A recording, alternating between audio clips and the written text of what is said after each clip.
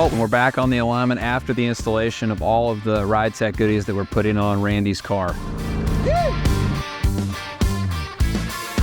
We're going to talk a little bit now about the alignment specs and what you would maybe want for a street alignment versus what Randy's going to need for bringing this thing out on the track.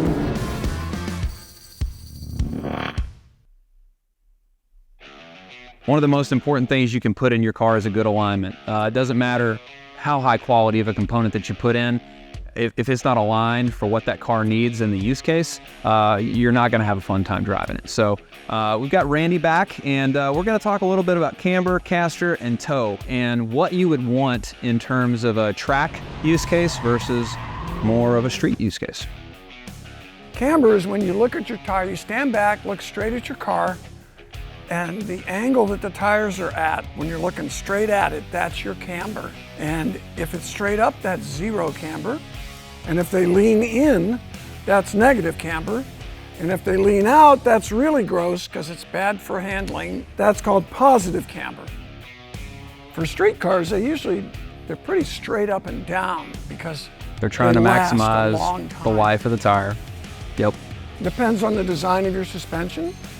Some suspension designs are more sophisticated, and they actually will increase camber as the car leans over. So why do you want camber? Obviously you want more of a neutral camber setting when it comes to maximizing the life out of the tire. This Trans Am is going to see a lot of track time, a lot of autocross, a lot of track days. So we're going to dial in some negative camber. And the benefit of that is when the top of the tire is pointing inward towards the car, getting that negative effect. When the car goes around a turn, the outside tire is actually going to take more of a flatter set to the turn and be able to utilize the entire tire, the tire's contact patch, if you will. For a street car, typically you're looking maybe a ½ degree of negative camber. We're kind of compromising on Randy's car because it will see some street use too, but we're gonna look for -2 to 2.5 degrees. Some race cars go as far as 3 or 4 degrees in negative camber. For instance, if you look at a Porsche race car, the 911s, the tires are just boom, they look like stance, you know? And another reason to do that is because of the deflection in a radial tire. Radial tires have relatively flexible sidewalls. And when you go around a corner, there's this big load on the side of the tire and the tires roll over, they lean. Negative camber makes that tire grab the road in the right way when it's at a full load at speed in a corner. This is all racing stuff. On the street, normal people don't corner like you and me, Blane. Yep. And if you corner more lightly, you don't need all that camber to get the proper grip. And the design is just different. It's more for safe handling and for long tire life. With a bunch of negative camber, the tires have a tendency to follow stripes or cracks or swales in the road, and the car can feel relatively unstable. Yeah, and if you have a performance tire, it'll do that even more. And it'll do it even more. Whereas a good street car, it's very casual. The car knows where straight ahead is, and it's just comfortable to drive that way. Absolutely. And safer. You want to tackle caster? Caster's a tough one. Caster comes into effect when you turn the steering wheel. It's related to the inclination of the kingpin. And what it means is that when you turn the wheel, if you have positive caster, as the wheel turns, it also gains negative camber. If you turn your steering and you let go or let up and the car straightens, the steering straightens, that means you have positive caster. So those are good things about positive caster. A good return to center. Yeah. A good sense of straight ahead, returns to center, on center feel, and it gives you more camber when you turn the wheel. So it's kind of a good trick that way. The bad thing is that if you don't have power steering, the steering's heavy. Caster makes the steering heavier.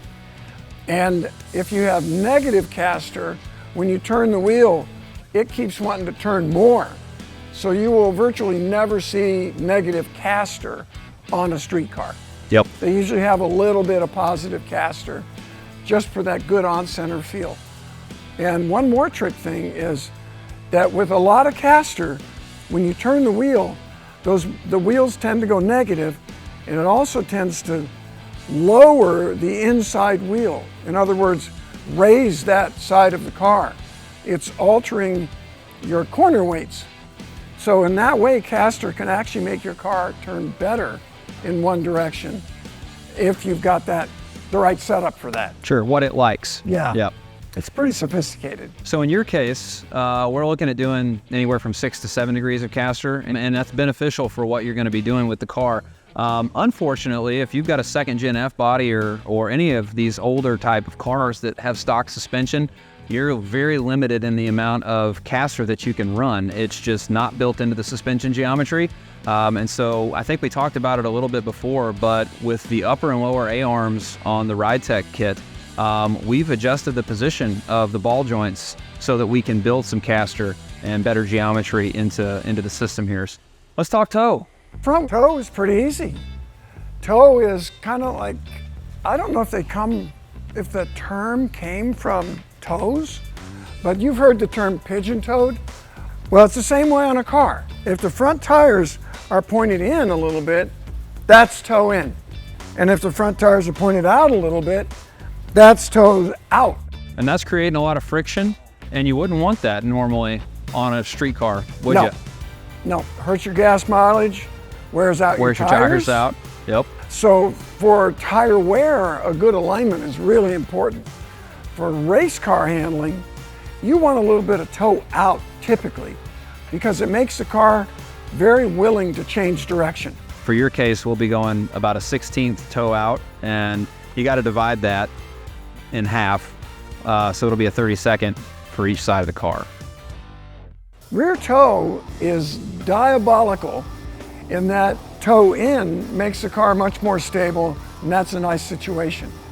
Toe out in the back makes the car want to turn a lot. It's a very strong factor.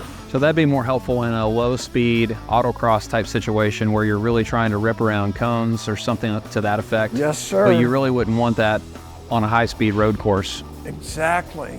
And it's also a good trick on a front-wheel drive car, because front-wheel drive cars have a tendency to not want to turn very much. So you can take the rear wheels, toe them out a little bit, so it's a kind of a poor man's rear wheel steer. But you have to be very careful with the amount you do, because a little bit goes a long way. But if you want your car to be more stable, you toe it in a little bit. Even a race car, and especially, as you just mentioned, Blane, at high speed. Well, right on, man. Well, thanks so much for going over these with us. We'll get this thing dialed in here, and then we'll get it off and do some corner weights after that.